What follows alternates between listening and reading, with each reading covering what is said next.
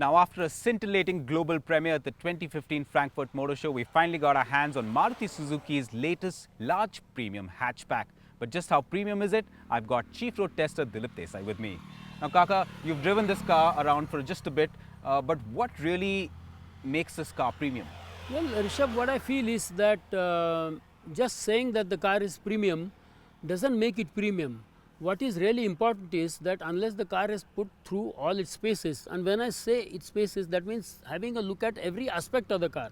And that includes the external looks, the internal looks, the space that is available for the passengers, the amount of space that's available for putting luggage, the engine performance, the transmission, the gearbox, everything, whether it is manual or automatic, suspension, steering input, braking, cornering, ride quality, everything, and the features that go in the car. Unless everything about the car is at a very, very high level, you cannot call it premium.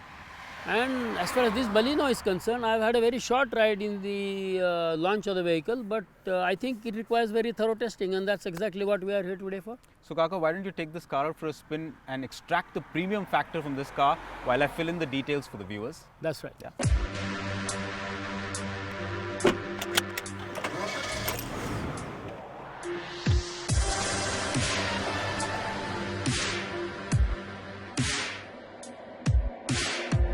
The Baleno name may remind you of Maruti's mid-size sedan from a while ago, but this time around, it's just the name.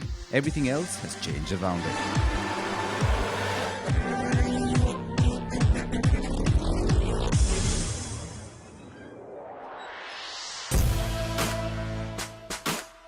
It does look like an evolution of the Swift, but is in fact a tad larger than it, and therefore a premium approach to the hatchback.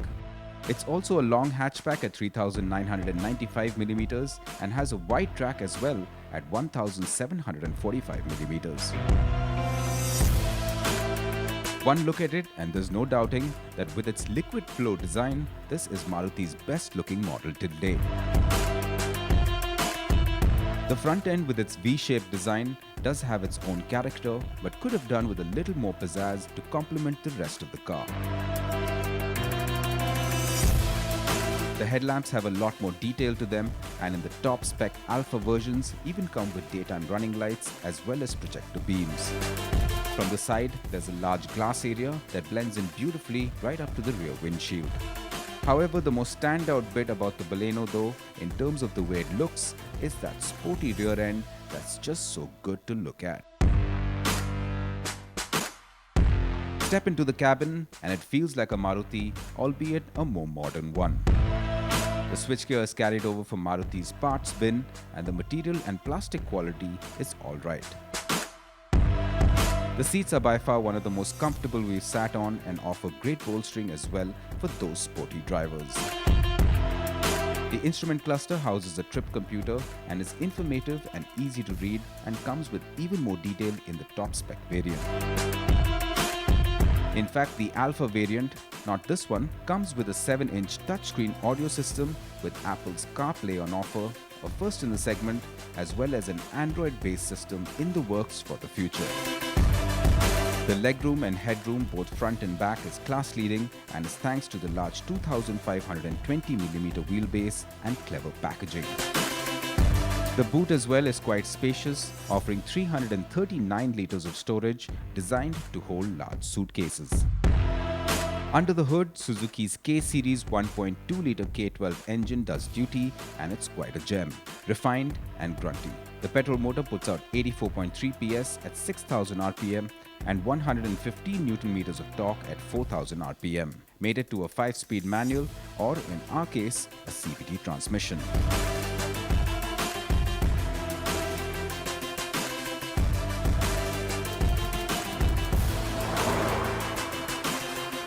I'm in the driving seat of the new Suzuki Baleno, the premium hatchback.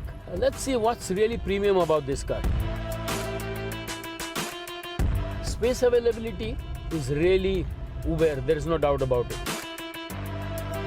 As far as the fit and finish is concerned, it's definitely superior to the previous Suzuki hatches and most of the hatches on the market today. What I'm driving today is the 1.2 litre petrol engine, the K-series engine. The K series engine which the Maruti Udyog makes is really outstanding.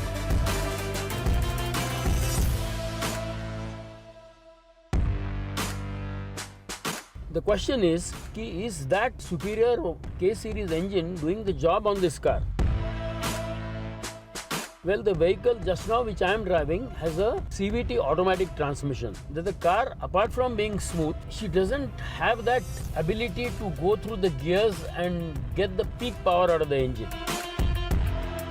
It's a pleasure to drive. When you drive it inside the town, it is outstanding. Your left foot is at rest all the time, and the power delivery is adequate to take you through all the signals and all the stop and goes. When it really comes on the highway, once you have reached your cruising speed, she's fine. But if you have 4 people in the car and luggage, probably this 1.2 liter with the CVT may not do the job, because the gearbox does not have a Tiptronic where you can select a manual gear and pull the car to the peak RPM through all the gears. But overall, the drive is very, very nice.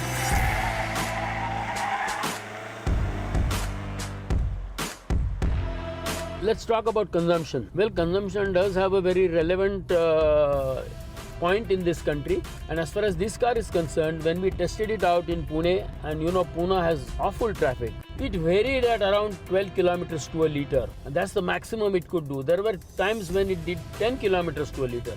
But let's give Marutis the benefit of doubt. And as I always keep saying, that fuel consumption is a function of who is going to drive, where he is going to drive, how he is going to drive. So if you are in a place like Delhi where there are long stretches where you can go at fairly high speeds, I'm sure you will definitely get better consumption. But let us always remember that fuel consumption is a very, very variable factor. Ride quality is outstanding, and the reason is that it has a very soft suspension compared to the other hatches which are in competition. And also remember that the ride quality is also a function of having a long wheelbase. Because of long wheelbase, you have got dynamic ability on the car. The comfort level is very, very high. But if you think that you can throw around this car around very tight corners, remember that this is not a sports car. So if you drive it like a family sedan, properly loaded, and go through the corners respectably, the car is really very, very good. Overall, there's no doubt there's a lot riding on the Baleno for Maruti. It ticks a lot of the important boxes when it comes to its looks, features and driving experience. And all this at a price point that should give it an edge over its main rivals.